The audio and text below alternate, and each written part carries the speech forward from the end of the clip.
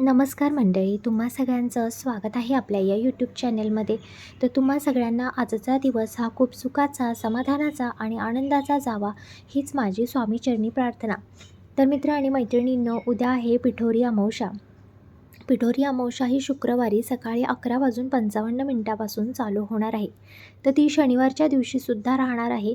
त्यामुळे उदय तिथीनुसार आपल्याला हे जे उपाय मी सांगणार आहे पिठोरी अमावस्या दिवशी करायचे, ते तुम्हाला शनिवारी करायचं आहे. कारण की पिठोरी अमावस्या शनिवारी सकाळी 11:55 संपणार आहे. त्यामुळे तुम्हाला शनिवारचा दिवसही हा उपाय करायचे आहेत मित्रांनो. शनिवारी अमावस्या येणं हे खूप महत्त्वाचं असतं आणि या दिवशी तुम्हाला हा उपाय आवर्जून करायला हवा. कारण की शनिवारची अमावस्या विशेष खास करून आपल्या घरातील इडापिडा घालवण्यासाठी केली जात असते मित्रांनो. आणि श्रावण महिना सगळ्यांना माहीत आहे की किती पवित्र महिना आहे आणि या महिन्यामध्ये सगळेच दिवस अगदी पवित्र असतात. आणि श्रावणातील अमावस्या असेल किंवा पौर्णिमा असेल, सगळं काही अत्यंत पवित्र आपण मानत असतो. त्यामुळे ही जी पिठोरी अमावस्या आहे त्याचं महत्त्व खूप आणि अगणित आहे. या दिवशी जसं काही साक्षात माता लक्ष्मी आपल्याला आशीर्वाद स्वरूप ही अमावस्या आपल्याला देत आहे असं म्हणावं लागेल.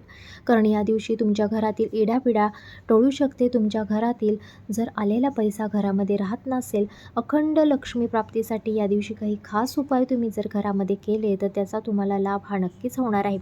मित्रांनो, घरामध्ये अशी परिस्थिती होत असते की आपल्याजवळ आलेली लक्ष्मी आपल्याजवळ राहत नाही. ती आपण खर्च करायच्या आधीच निघून जाते. कोणतं ना कोणतं कारण लगेच उभं राहतं लक्ष्मी जाण्यासाठी. त्यामुळेच आपल्या लक्ष्मीला कोणाची तरी नजर लागलेली आहे, आपल्या घराला कोणाची तरी नजर लागलेली आहे आणि तोच दोष घालवण्यासाठी या एका नारळाचा उपाय तुम्हाला करायचा आहे. हा एक नारळ असा आहे की जो शनिवारी अमावस्ये दिवशी तुम्ही जर तुमच्या घरावरून उतरून पाण्यामध्ये सोडला तर तुमचं अख्खं आयुष्य बदलू शकतं. कारण नारळामध्ये तेवढी ताकद आहे की निगेटिव्ह ऊर्जा जी आहे घरातील किंवा लागलेली नजर दोष असेल घरात काहीही वाईट जरी गोष्टी आपल्या असतील आणि आपण जर आपल्या घरावरून हा नारळ उतरून आपण आपल्या पाण्यामध्ये नेऊन सोडला तर त्याचा तुम्हाला चांगला फायदा बघायला मिळेल. घरामध्ये शांती वाटेल. मित्रांनो, तुमच्या घरामध्ये तुम्हाला शांती वाटत नसेल, घरामध्ये घरपण नसेल, सतत भांडणं, कलह, सतत वादावाद चालू असतील किंवा घरामध्ये पैसा टिकत नसेल, घरामध्ये धनधान्य टिकत नसेल, ते प्रत्येकाच्या घरामध्ये मुलं असतात आणि मुलं काही ठिकाणी बघतो आपण की खूप चिडचिड करत असतात, आईवडिलांना उलटं बोलत असतात. तर तिथे कुठे ना कुठे पितृदोष असतो. जिथं मुलं आपल्या आईवडिलांशी रागाने बोलतात, उद्धटपणे बोलतात किंवा आईवडिलांचं ऐकत नाही, तिथे पितृदोष हा जास्त प्रमाणात बघायला भेटू शकतो. तर अशा घरावरून तुम्हाला असा हा नारळाचा उपाय जेव्हा पण कधी शनिवारी अमावस्या येत असते तेव्हा हा उपाय तुम्हाला करत राहायचा आहे. त्याने ना तुमच्या घरातील जी शांती आहे ती तुम्हाला लाभणार आहे. घरामध्ये अत्यंत शांत वातावरण होणार आहे आणि तुम्ही पूर्वीपेक्षा थोड्या दिवसांनी अनुभव त्याचा नक्की घ्यायला लागणार आहात मित्रांनो. कारण की अमावस्या ही शनिवारी येणं हे खूप फायद्याचं असतं आपल्यासाठी आणि या दिवशी तुम्ही छोटे असे जे उपाय आहे ते करत राहिला तर त्याचं तुम्हाला एक ना एक दिवस फळ हे नक्कीच मिळणार आहे मित्रांनो. तर मित्रांनो, हा उपाय घरातील पुरुष मंडळी आहे त्यांनी करायचा आहे. स्त्रियांनी हा उपाय करू शकत नाही. पुरुष असतात आपल्या घरातले, त्यांनी काय करायचं आहे की एक नारळ घ्यायचा आहे. नारळ पाणीवाला असावा, खराब नारळ घेऊ नका. त्याला अगदी व्यवस्थित शेंडी वगैरे असावी नारळाला. तर शेंडी जी आहे ती दरवाजाच्या बाहेर उभं राहून शेंडी जी आहे ती तुमच्या घराच्या आतल्या दिशेला तुम्हाला करायची आहे. त्यावरती तुम्हाला एक जास्वंदाचं फूल घ्यायचं आहे. जास्वंदाचंच फूल हवं आहे मित्रांनो, दुसऱ्या कोणत्याही प्रकारचं फूल इथे चालणार नाही. तर तुम्हाला जास्वंदाचं फूल घ्यायचं आहे. दरवाजाच्या बाहेरच उभं राहून तुम्हाला हळद कुंकू अक्षदा व्हायच्या आहेत आणि तुम्हाला प्रार्थना करायची आहे की हे लक्ष्मी माते, माझ्या घरातील इडापिडा टळून जाऊ देत, माझ्या घरातील नकारात्मकता जळून खाक होऊ देत आणि माझ्या घरामध्ये सुख समृद्धी आणि ऐश्वर्य आणि लक्ष्मी मातेचं स्वागत होऊ देत. आणि तो नारळ घरावरून 7 वेळा गोल स्वरूपात जसं घड्याळ फिरतं त्या स्वरूपात तुम्हाला चौकटीवरून उतरवायचं आहे. त्यानंतर तुम्हाला तुमच्या पायात चप्पल घालायची आहे आणि मागे वळून नंतर बघायचं नाही मित्रांनो. आणि तो नारळ नेऊन तुम्हाला पाण्यामध्ये विसर्जित करायचा आहे.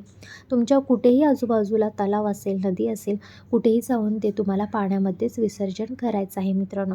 दुसरीकडे कुठेही टाकला तर नाही चालणार, तुम्हाला तो पाण्यामध्येच विसर्जन करावा लागणार आहे. आणि त्यानंतर मित्रांनो, तुमच्या घरामध्ये तुम्ही एक प्रकारची वेगळीच ऊर्जा तुम्हाला बघायला मिळेल. घरामध्ये शांत वातावरण राहील आणि तुमच्या घरातील जे काही दोष असतील, नजर दोष असेल, पितृदोष असेल, सगळ्या प्रकारच्या दोषांचं निवारण होणार आहे.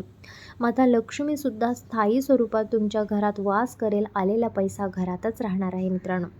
कारण की आपल्या घरामध्ये आपण पूर्वजन्माचे काही पाप असतात किंवा आपल्या पितरांचे काही आपल्याला लागलेले दोष असतात.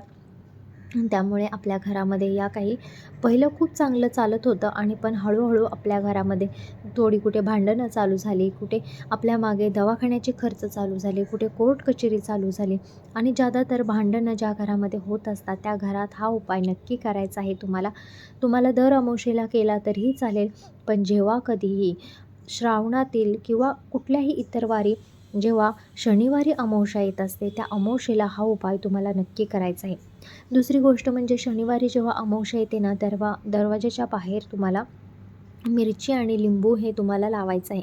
पण ही मिरची आणि लिंबू कुठलं आणून लावावं, तर तुम्हाला हनुमानाच्या मंदिरातून मिरची आणि लिंबू घरी घेऊन यायचं आहे. तिथे पुजारी असतात, त्या पुजाऱ्यांना सांगून तुम्हाला हनुमान यांच्या चरणावरती ते लिंबू ठेवून त्यांना स्पर्श करून ते लिंबू आपल्या घरामध्ये आणायचं आहे. घराच्या आतमध्ये आणायचं आहे. त्यानंतर आपल्या मंदिरामध्ये पुडी तशीच ठेवायची आहे. दिवा वगैरे मंदिराला लावल्यानंतर तुम्हाला प्रार्थना करायची आहे हनुमानजींना आपल्या मंदिरामध्ये, आपल्या कुलदेवतेला, इष्टदेवतेला. आणि त्यानंतर ते जे मिरची आणि लिंबू आहे ते शनिवारी तुमच्या चौकटीच्या वरती तुम्हाला लावायचं आहे. जर हे 2 उपाय तुम्ही शनिवारी नक्की तुमच्या घरामध्ये केले तर तुम्हाला चांगला अनुभव बघायला मिळणार आहे मित्रांनो. शक्य करून अमावस्येच्या दिवशी घरामध्ये शांतता ठेवा. कलह वादावाद करू नका. कारण की हे खास उपाय या दिवशी आपण करणार असतो. त्यामुळे घरात शांतता, प्रसन्नता असणं खूप महत्त्वाचं आहे. शनिवारी अमावस्या आहे तर ती शुक्रवारी चालू होत आहे, तर त्या दिवशी तुम्हाला माता लक्ष्मीचं पूजन हे नक्की करायचं आहे. जेणेकरून माता लक्ष्मीचा वास हा घरामध्ये होणार आहे आणि माता लक्ष्मी ही स्थायी स्वरूपात तुमच्या घरामध्ये राहणार आहे. तर अशी होती आजची माहिती. काहीही झालं तरी नारळाचा उपाय करायला विसरू नका मित्रांनो. तर व्हिडिओ आवडला असेल तर आपल्या व्हिडिओला एक लाईक करा. चॅनल सबस्क्राईब नसेल तर सबस्क्राईब नक्की करा. धन्यवाद.